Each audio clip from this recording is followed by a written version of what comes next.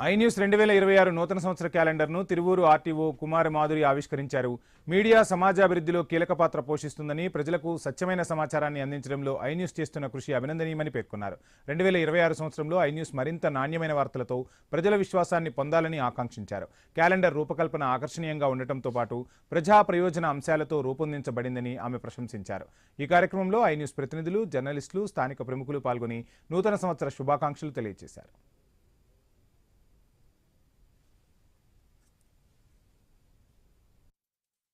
నమస్కారం.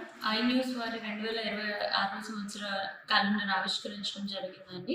I news channel media మిత్రులందరికీ మరియు విలేకరులందరికీ కూడా నూతన సంవత్సర శుభాకాంక్షలు. అందరికీ నమస్కారం. ఐ న్యూస్ వారి 2026 ఇప్పుడు స్పీడ్ న్యూస్ చూద్దాం.